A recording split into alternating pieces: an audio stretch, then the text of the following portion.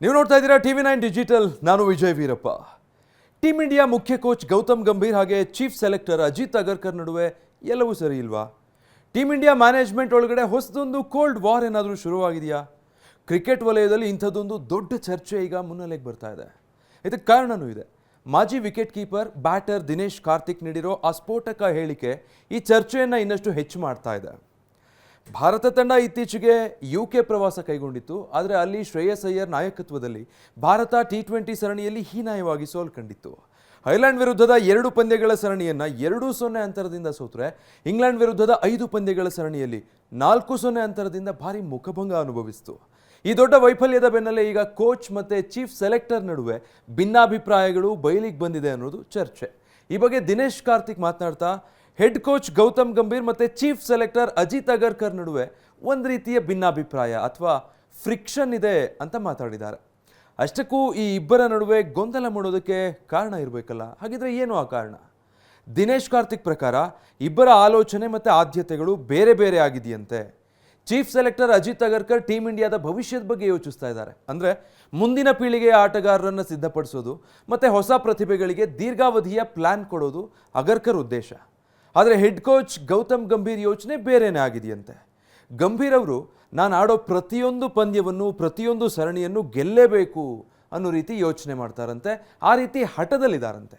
ಯಾಕಂದರೆ ತಂಡ ಸೋತ್ರೆ ಕೋಚ್ ಆಗಿ ಅವ್ರ ಹೆಸರಿಗೆ ಧಕ್ಕೆ ಬರುತ್ತೆ.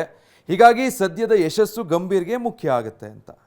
ಅಗರ್ಕರ್ ದೂರದೃಷ್ಟಿ ಹೊಂದಿದ್ರೆ ಗಂಭೀರ್ ತಕ್ಷಣದ ರಿಸಲ್ಟ್ ಬಯಸ್ತಾ ಇದ್ದಾರೆ. ಈ ಇಬ್ಬರ ಈ ಭಿನ್ನ ಆಲೋಚನೆಗಳೇ ತಂಡದ ಒಳಗಡೆ ಗೊಂದಲ ಸೃಷ್ಟಿ ಮಾಡ್ತಾ ಇದೆ. ಇದಕ್ಕೆ ಬೆಸ್ಟ್ ಎಕ್ಸಾಂಪಲ್ ಅಂದರೆ UKಗೆ ಪ್ರವಾಸದ ವೇಳೆ ತಂಡದಲ್ಲಿ ನಡೆದ ನಿರಂತರ ಬದಲಾವಣೆಗಳು. IPLನಲ್ಲಿ ಸಖತ್ ಸದ್ದು ಮಾಡಿದ್ದ 15 ವರ್ಷದ ಯುವ ಆಟಗಾರ ವೈಭವ್ ಸೂರ್ಯವಂಶಿ ಅವರಿಗೆ ಐರ್ಲೆಂಡ್ ಸರಣಿಯಲ್ಲೇ ಡೆಬ್ಯೂ ಮಾಡೋ ಅವಕಾಶ ಸಿಗಬಹುದೇನೋ ಅಂತ ಎಲ್ಲರೂ ಅಂದ್ಕೊಂಡಿದ್ರು. ಆದರೆ ಮ್ಯಾನೇಜ್ಮೆಂಟ್ ಸಂಜು ಸ್ಯಾಮ್ಸನ್ಗೆ ಮಣೆ ಹಾಕ್ತು.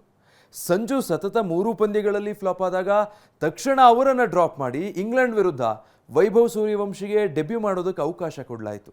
ಆದರೆ ವೈಭವ್ ಕೂಡ ವಿಫಲರಾದಾಗ 5ನೇ ಪಂದ್ಯಕ್ಕೆ ಮತ್ತೆ ಅವರನ್ನು ಹೊರಗಿಟ್ಟು ಸಂಜು ಸ್ಯಾಮ್ಸನ್ ಅವರನ್ನು ವಾಪಸ್ ಕರೆತರಲಾಯಿತು. ಈ ರೀತಿ ಗೊಂದಲದ ನಿರ್ಧಾರಗಳೇ ಸೆಲೆಕ್ಷನ್ ಕಮಿಟಿ ಮತ್ತು ಟೀಮ್ ಮ್ಯಾನೇಜ್ಮೆಂಟ್ ನಡುವೆ ಕಮ್ಯುನಿಕೇಷನ್ ಗ್ಯಾಪ್ ಇದೆ ಅನ್ನೋದನ್ನು ಸಾಬೀತುಪಡಿಸ್ತಾ ಇದೆ ಅಂತ ದಿನೇಶ್ ಕಾರ್ತಿಕ್ ಹೇಳಿದ್ದಾರೆ.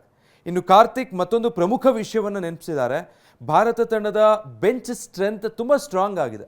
1-2 ಪಂದ್ಯಗಳಲ್ಲಿ ಫ್ಲಾಪ್ ಆದರೂ ತಮ್ಮ ಜಾಗಕ್ಕೆ ಮತ್ತೊಬ್ಬರು ಬಂದುಬಿಡ್ತಾರೆ ಅನ್ನೋ ಭಯ ಆಟಗಾರರಲ್ಲಿರುತ್ತೆ.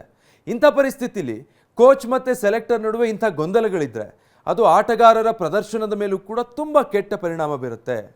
ಈಗಾಗಲೇ BCCI ಈ T20 ಸರಣಿಯ ಹೀನಾಯ ಪ್ರದರ್ಶನದ ಬಗ್ಗೆ ಮತ್ತು ತಂಡದ ಸೆಲೆಕ್ಷನ್ ಬಗ್ಗೆ ಒಂದು ದೊಡ್ಡ ರಿವ್ಯೂ ಮೀಟಿಂಗ್ ನಡೆಸೋದಕ್ಕೆ ಕೂಡ ಮುಂದಾಗಿದೆ. ಗೌತಮ್ ಗಂಭೀರ್ ಮತ್ತು ಅಜಿತ್ ಅಗರ್ಕರ್ ನಡುವಿನ ಈ ಭಿನ್ನಾಭಿಪ್ರಾಯ ಮುಂದಿನ ದಿನಗಳಲ್ಲಿ ಯಾವ ತಿರುವು ಪಡೆದುಕೊಳ್ಳುತ್ತೆ? ಟೀಮ್ ಇಂಡಿಯಾದ ಈ ಗೊಂದಲಗಳಿಗೆ BCCI ಹೇಗೆ ಬ್ರೇಕ್ ಹಾಕುತ್ತೆ? ಕಾದು ನೋಡಬೇಕಿದೆ.